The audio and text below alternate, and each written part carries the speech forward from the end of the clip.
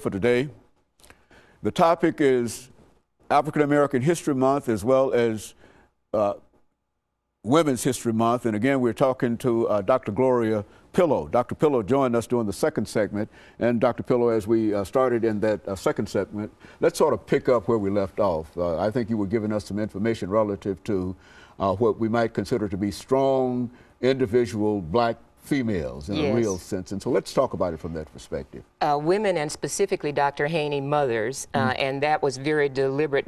My own mother has been such an inspiring, such an awe-inspiring figure in my own life. I remember one time she and my dad were at the dinner table with us, and I asked her, how could you and Daddy even fall in love? You couldn't do so many things. You couldn't go to a movie. You couldn't walk in a park. You couldn't go to the swimming pool. How did you even manage to live a normal life, have a normal family, inspire us the way you did? So I'd have to say that my mother's example helped to bring me to this study. And again, I began with chapter 6, which is Beloved by Toni Morrison. Sethi, I think arguably the most well-known mother in all of African American literature, certainly. The first chapter is an autobiography by Harriet Jacobs, and the thing that she lays out for us, in fact, there's a quote I'd like to read if you don't mind, is that slavery, as bad as it is for men, is actually worse for women. I'm bad at paraphrasing, so I'm going to read.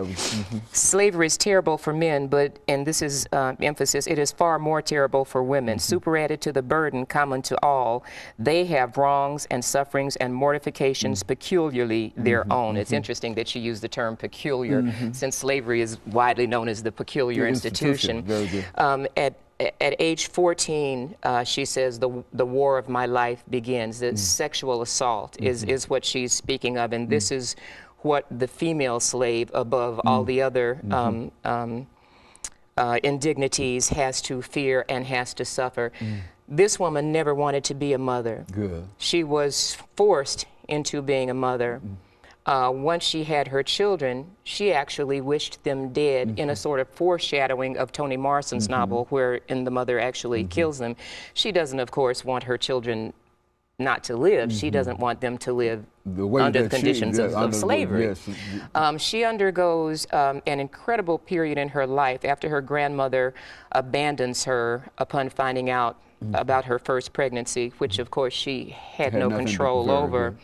And her grandmother had been her shining light, her source of nurture, because her mother was dead, her father was dead, and when her grandmother turned her out for being pregnant, she was lost for a while. My students would often say, I just don't believe this story. No grown woman with 2 children would spend 7 years in an attic living like a baby, unable to speak, having her grandmother nurture her.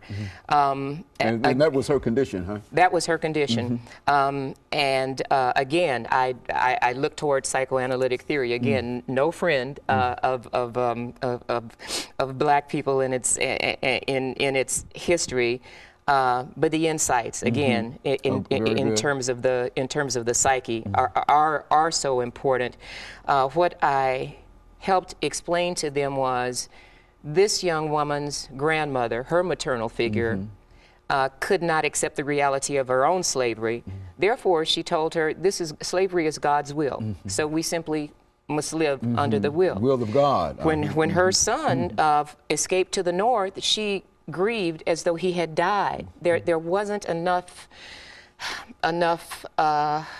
progression in her mind to be happy for him.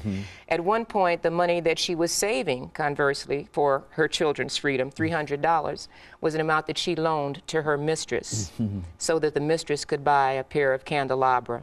The students, again, this cannot be true. And I've used this analogy before.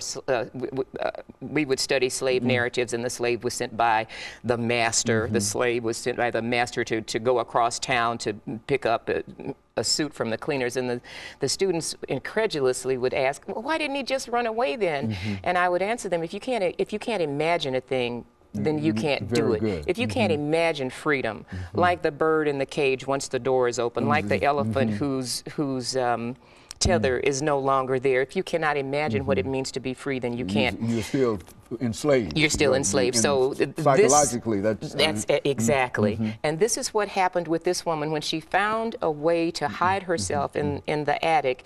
She did so, and then all of her faculties sort of left her. She could no longer speak. She couldn't dress herself. She couldn't feed herself.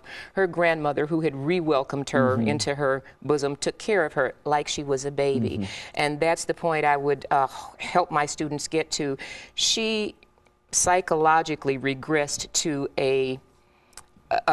almost a prenatal state, certainly pre-adolescent state, before she was sexually in danger of abuse by the slave master or any other white man in the district who might take a yearning to her. Still, what I say in the chapter is she was not a wonderful mother as we know. But she was a model for those women who wanted to protest